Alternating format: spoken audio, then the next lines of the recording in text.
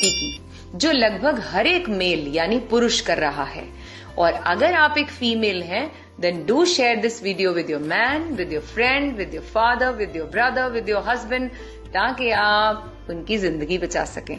और वो गलती है खड़े होकर के यूरिन करना।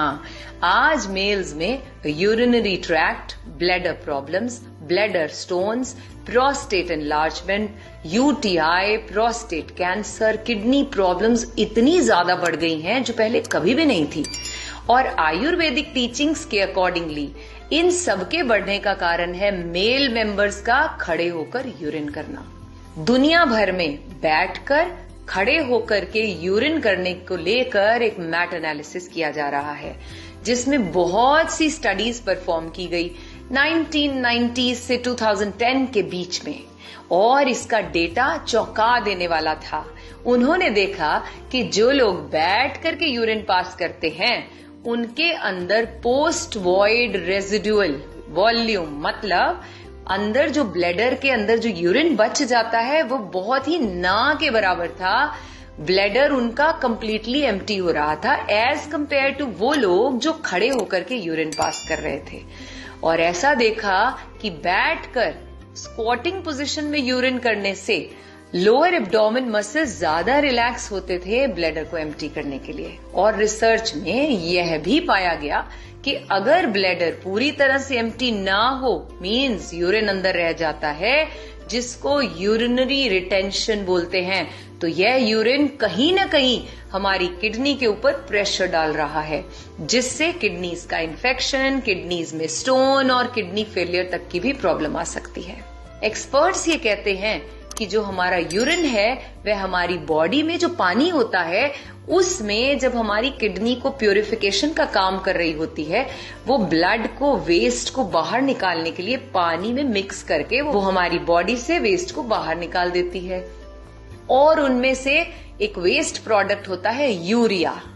और अगर हमारी बॉडी में यूरिन का कुछ पार्ट रह जाता है ब्लैडर के अंदर, तो वह जो यूरिया इकट्ठा होना शुरू हो जाता है वह साथ में जुड़ करके क्रिस्टल्स का फॉर्म लेना शुरू हो जाता है।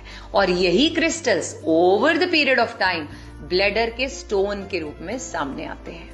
रिसर्च में यह देखा गया कि जो स्टैंडिंग पोजीशन में यूरिन करते हैं, यही चीज अब बहुत से लोगों में उनकी सेक्सुअल लाइफ डिस्टर्ब करने का भी बहुत बड़ा कारण है। जो ईडी की प्रॉब्लम इतनी बढ़ती जा रही है उसका सबसे बड़ा कारण भी यही है।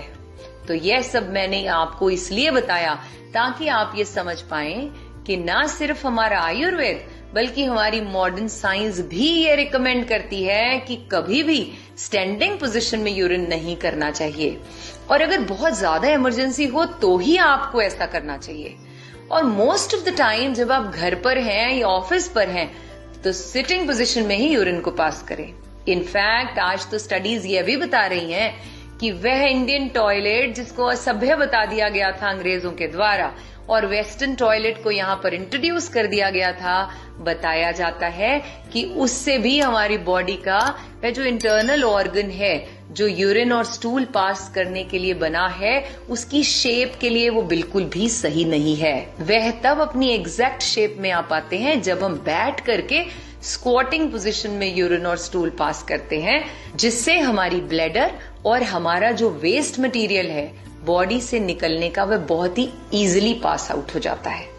इस जानकारी को अपने तक ही सीमित न रखें, अपने हर प्रियजन के साथ इसे शेयर करें, क्योंकि आज ये जो प्रोस्टेट की समस्या इतनी बढ़ रही है, प्रोस्टेट कैंसर बहुत बढ़ रहा है, उम्र के साथ साथ प्रोस्टेट वृद्धि होती है लेकिन वो बहुत जल्दी जल्दी लोगों में सामने आती जा रही है। प्रोस्टेट की प्रॉब्लम, किडनी की प्रॉब्लम्स इतनी बढ़ रही हैं, उनका एक प्रमुख कारण यह है जिसको कभी भी पता नहीं किया जा रहा था। दरअसल आधुनिक होने के चक्कर में हम अपना सिस्टम भूल गए हैं और भारतीय सीटों का उपयोग नहीं करते हैं, असभ्य मानते हैं। मुझे यकीन है यह जानकारी हमारे परिवार के